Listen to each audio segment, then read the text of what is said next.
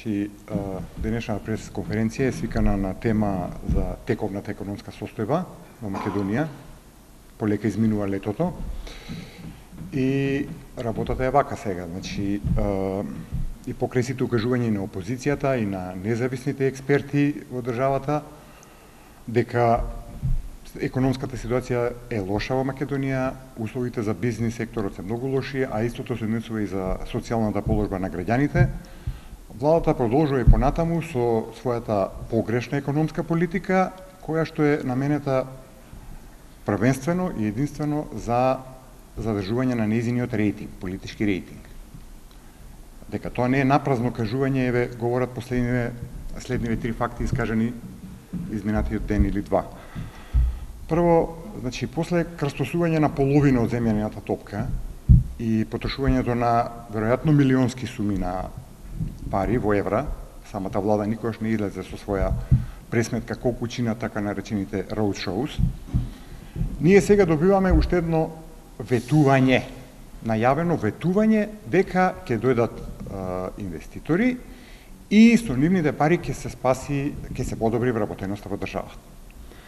Знаете, тоа е, имаме следнава ситуација, ние само за набројување на сите дестинации, држави и места во кои што имавме, владата направи посета оваа година за роуд шоу, за привлекување инвеститори, ни е потребна една пресконференција, само за набројување, да не збориме колку пари се потрошија за тоа, колку чини едно патување на такава делегација до тие дестинации, ние на крај добиваме ветување.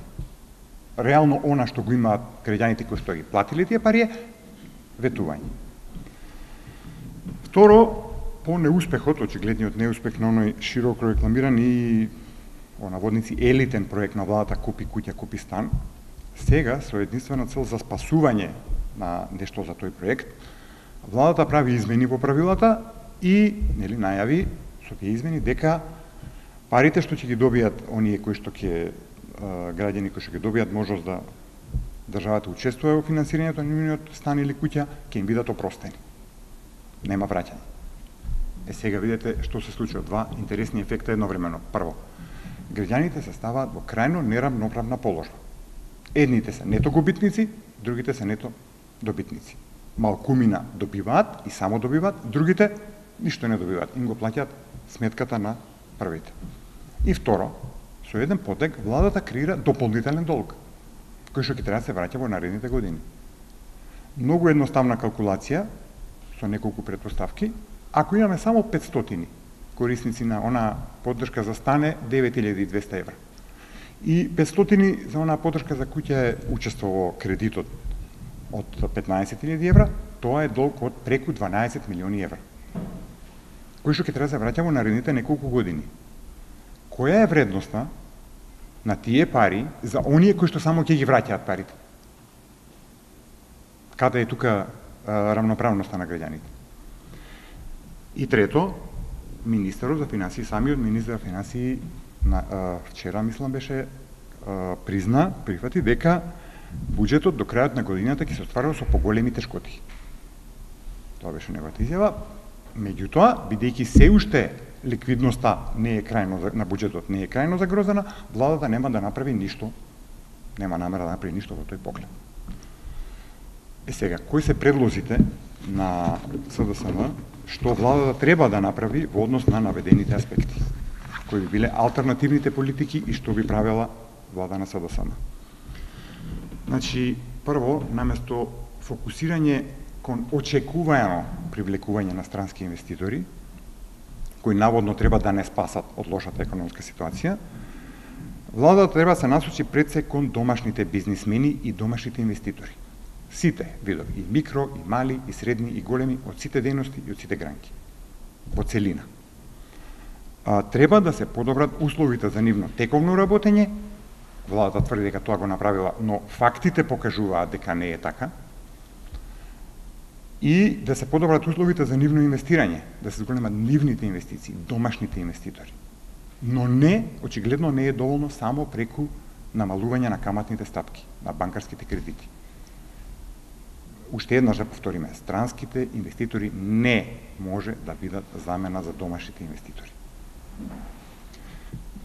во оваа смисла и втората мерка, наместо очајнички да се барат пари по белиот свет, каде ги има, каде ги нема, со братарој и не знам кој, Македонија има алокација на средства од предпристапната помош на ЕУ. Само треба да ја научи да ги искористи тие пари. Ако оваа влада потрошеше исто толку време, пари и енергија, колку што потроши на привлекување странски инвеститори, на подобрување на способноста на Македонија за искористување на средствата од предпристапната помош на ЕУ, ние сега со сигурност ќе имавме способност да ги искористиме тие средства, плюс тој капацитет ќе останеше за воиднина. Тоа е долгорочно добра мерка. Владата тоа не го направи и нема намера да го направи.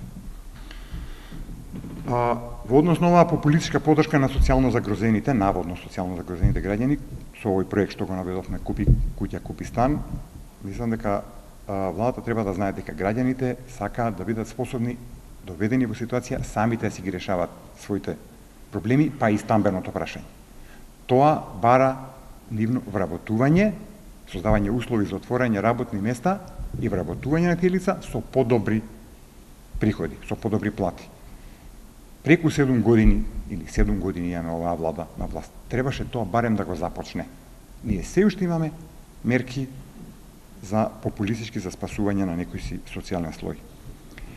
И во однос на остварувањето на буџетот за до крајот на годината, после признанието дека буџетот ќе има поголеми тешкоти во своето остварување, мислам дека е крајно време владата да прифати дека опозицијата беше во право при крајот на минатата година, при носењето на буџетот, значи настаните пред и на денот наречен Црн понеделник, опозицијата беше во право што бараше намалување на предлог буџетот за непродуктивните расходи.